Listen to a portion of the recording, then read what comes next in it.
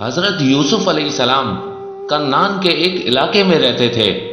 حضرت یوسف علیہ السلام کو تمام نبیوں میں یہ امتیاز حاصل تھا کہ ان کے والد حضرت یعقوب علیہ السلام، ان کے دادا حضرت اسحاق علیہ السلام، ان کے دادا کے بھائی حضرت اسماعیل علیہ السلام، ان کے پردادا حضرت ابراہیم علیہ السلام سب کے سب نبی تھے۔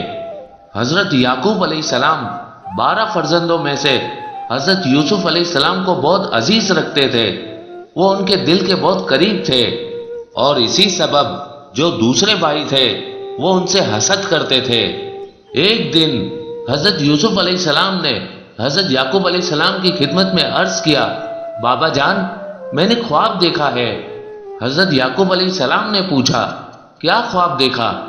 میں نے خواب دیکھا کہ 11 ستارے ہیں، سورج ہے اور چاند ہے، اور وہ مجھے سجدہ کر رہے ہیں۔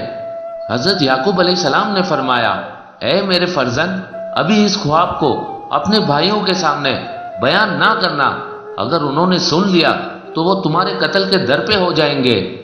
جب یہ گفتگو ہو ہی رہی تھی تب یہ بات حضرت یوسف علیہ السلام کی بھابھی ایک بھائی کی زوجہ بھی سن رہی تھی، جنہوں نے جا کر اس خواب کا تذکرہ اپنے شوہر کے سامنے کر دیا۔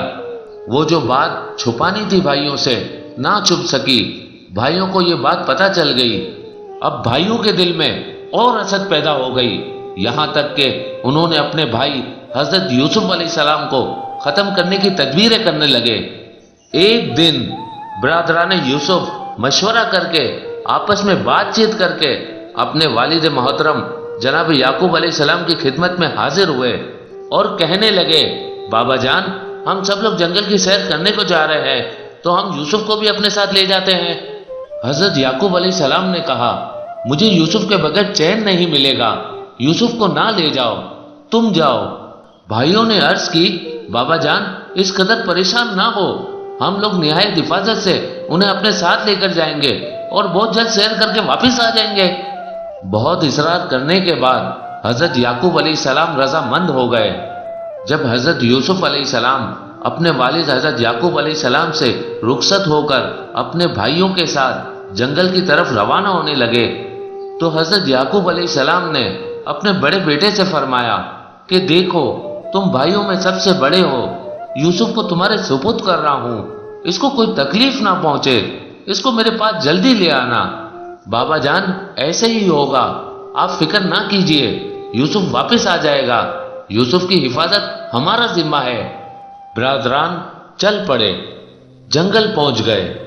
جنگل پہنچتے ہی وہ سب حسد کی آنکھ میں جلنے کی وجہ سے اپنے والد کی سب نصیحتوں پر عمل کرنا بھول گئے، فراموش کر دیا، اور سب نے اپنے منصوبے پر عمل کرنے کا آغاز کر دیا۔ جھڑک کے حضرت یوسف علیہ السلام سے کہنے لگے کہ ہمارے آگے دوڑتے ہوئے پیدل چلو، سواری سے اترو۔ حضرت یوسف علیہ السلام کی آنکھوں میں آنسو آ گئے۔ حضرت یوسف علیہ السلام کہنے لگے، میں نے آپ لوگوں کا کیا قصور کیا ہے؟ ایک بھائی جواب میں طنزیہ لہجے میں کہتا ہے، اچھا وہ جو خواب سنا رہے تھے کہ وہ سورج اور وہ چاند جو تمہیں خواب میں سجدہ کر رہے تھے، ان سے کہو نا تمہاری مدد کو آ جائے۔ وہ جو 11 ستارے خواب میں آئے تھے، وہ 11 ستارے تمہیں گود میں کیوں نہیں اٹھا لیتے؟ ان سے کہو نا تمہاری مدد کرے۔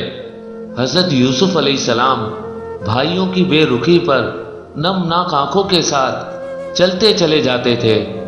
موسم نہایت گرم، گرمی کی شدت سے جب پیاس کا غلبہ ہوا، یوسف علیہ السلام اپنے بھائی کے پاس گئے اور پانی مانگا۔ اس ظالم نے پانی دینے سے انکار کر دیا، دھتکار دیا۔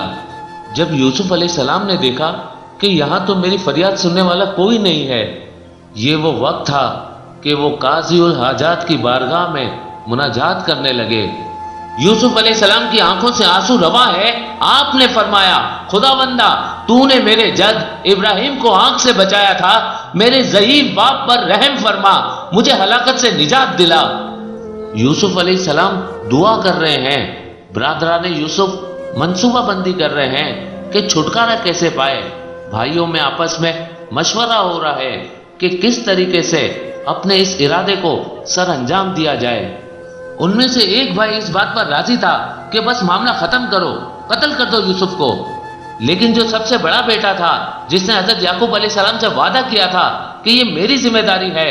اس نے کہا قتل مت کرو، لیکن ایک کام کرو، مسئلہ ہمارا اس سے بھی حل ہو جائے گا۔ اس علاقے میں ایک اندھا کنواں ہے، اس کو اس میں پھینک دو، اگر اس دنیا سے چلے گئے تو بھی ٹھیک ہے، مسئلہ حل ہو جائے گا۔ اگر نہیں گئے، کوئی قافلہ یہاں سے گزرا، اس قافلے نے پانی کی غرض سے اس میں ڈول ڈالا اور اگر ان کو نکال لیا تو ظاہر ہے وہ غلام بنا کے ساتھ لے جائے گا، ہمارا مسئلہ تو پھر بھی حل ہو جائے گا۔ یہ بات سارے بھائیوں کو ٹھیک لگی، قتل بھی نہیں کرنا پڑے گا، مسئلہ بھی حل۔ اس مشورے پر 10 کے 10 بھائی حضرت یوسف علیہ السلام کو کنویں میں ڈالنے پر منتفق ہو گئے۔ شہر کنعان سے کچھ ہی دور یہ کنواں تھا۔ حضرت یوسف علیہ السلام کو کنویں کی طرف لے جا رہے تھے۔ جب سارے بھائی مل کر ایک بھائی کو کنویں کی طرف لے جا رہے تھے، یوسف علیہ السلام ایک ایک بھائی کا دامن پکڑ لیتے، فریادیں کرتے رہے، کسی کو رحم نہ آیا۔ یوسف علیہ السلام کو جب یقین ہو گیا کہ یہ مجھے مار ڈالنا چاہتے ہیں تو کہنے لگے کہ خدا کے لیے مجھے اتنی مہلت تو دو کہ میں 2 رکعت نماز ادا کر لوں۔